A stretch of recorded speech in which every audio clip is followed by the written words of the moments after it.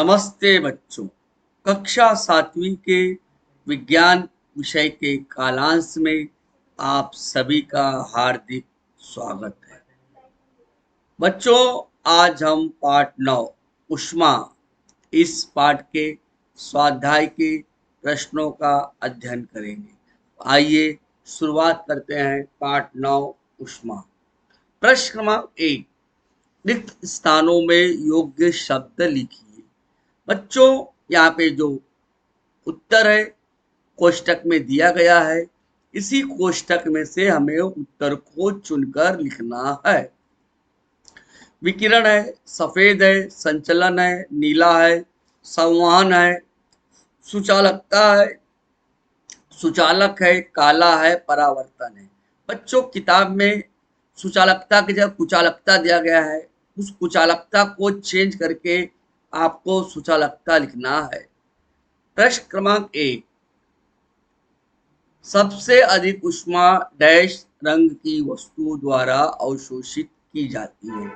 बच्चों, सबसे अधिक ऊष्मा काला रंग की वस्तु द्वारा अवशोषित की जाती है।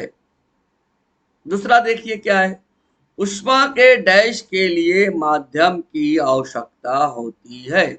बच्चों, ऊष्मा के संचलन के लिए माध्यम की आवश्यकता होती है। तीसरा क्या है बच्चों, ऊष्मा का स्थानांतरण डैश पदार्थ में से होता है। बच्चों, ऊष्मा का स्थानांतरण सुचालक पदार्थ में से होता है। थर्मस फ्लास्क के अंदर का चमकीला पृष्ठभाग बाहर जाने वाले ऊष्मा के डैश कम करता है। बच्चों, ऊष्मा के परावर्तन को कम करता है। खाना बनाने के बर्तन डैश गुणधर्म के कारण धातु के बनाए जाते हैं। बच्चों, खाना बनाने के बर्तन सुचालकता गुणधर्म के कारण धातु के बनाए जाते हैं। सूर्य से पृथ्वी को डैश के कारण ऊष्मा मिलती है। बच्चों, उत्तर आएगा विकिरण। सूर्य से पृथ्वी को विकिरण के कारण ऊष्मा मिलती है। प्रश्न क्रमांक 2, कौन ऊष्मा को अवशोषित करेगा। बच्चों, प्रश्न में क्या क्या दिया हुआ आइए देखते हैं।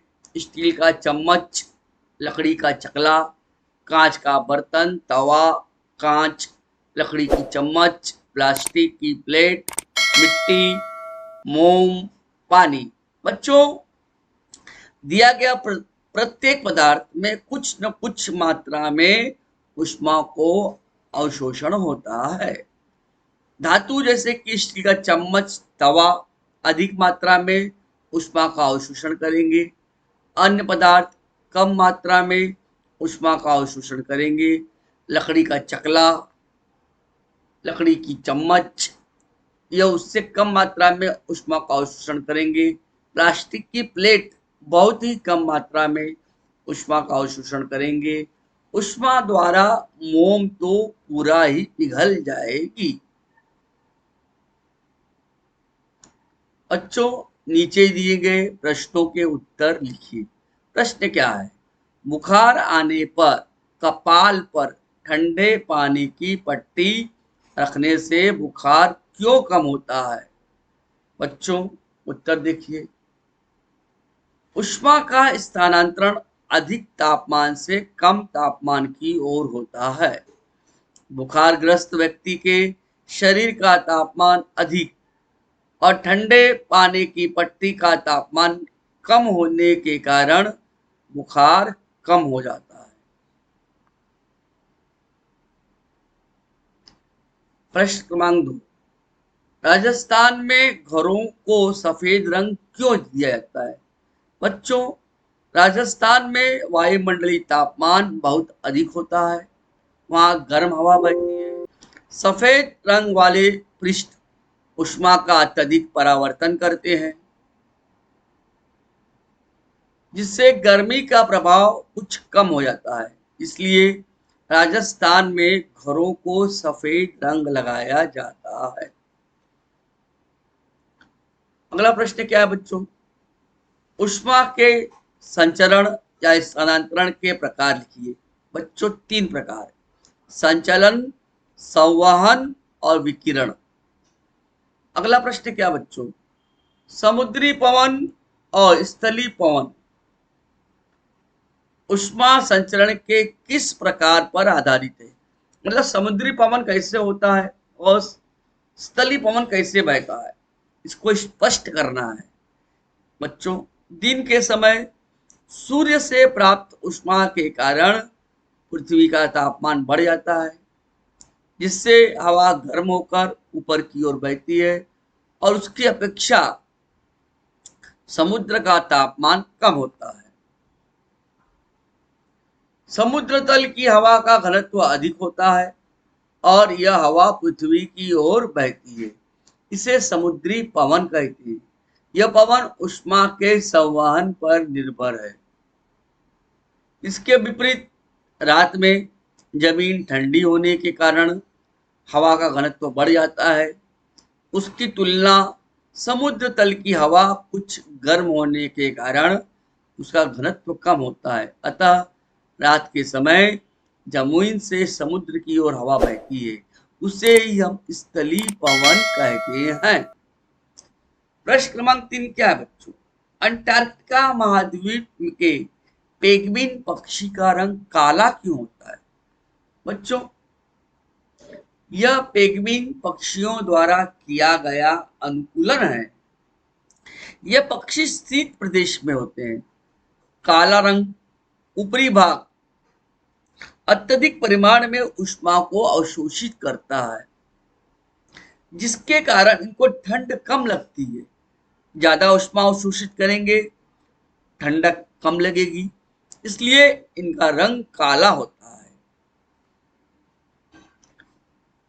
प्रश्न क्या है बच्चों? अगला देखिए, कमरे में हीटर नीचे और वातानुकूलित यंत्र एसी जिसको हम कहते हैं दीवार पर ऊंचाई पर क्यों लगाए जाते हैं? बच्चों, हीटर से कमरे को गर्म किया जाता है। गर्म हवा हल्की होकर ऊपर की ओर जाने से पूरा कमरा गर्म हो जाता है और वातानुकूलित यंत्र एसी कमरे को ठंडा रखते हैं।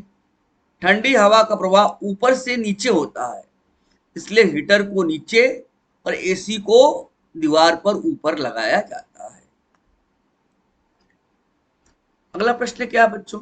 वैज्ञानिक कारण लिखिए।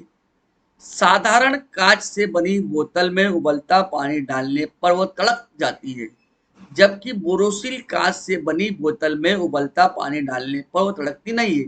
बच्चों, कांच के भी भिन्न भिन्न प्रकार होते हैं। साधारण कांच सस्ता कांच, इसका प्रसरण एक समान नहीं होता है। जिस स्थान पर गर्म पानी पड़ता है बोतल का वह भाग प्रसरित होता है, परंतु बोतल का शेष भाग कम तापमान के कारण कम प्रसरित होता है, जिससे बोतल टूट जाती है, चटक जाती है। इसके विपरीत बोरोसिल उच्च गुणवत्ता वाला महंगा कांच, इस कांच में एक समान प्रसरण होता है, इसलिए यह गर्म पानी डालने पर बोतल चटकती नहीं है।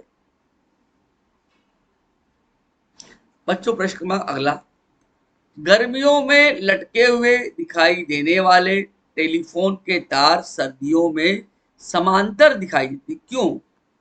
बच्चों, आइए उसका उत्तर देखते हैं।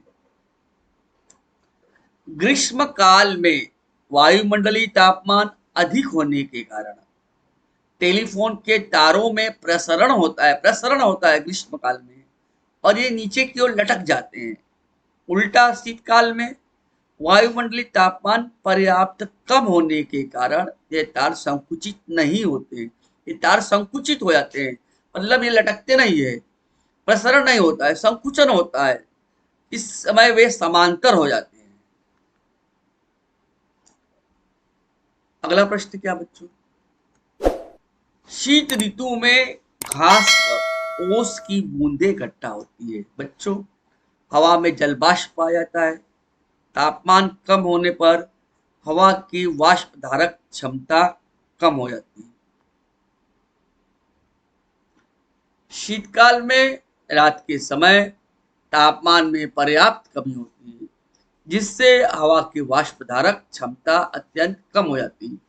फलतः जलवाष्प संघनित होकर ओस की बूंदों के रूप में घासों पर एकत्र हो जाती है। बच्चों, अगला प्रश्न क्या है?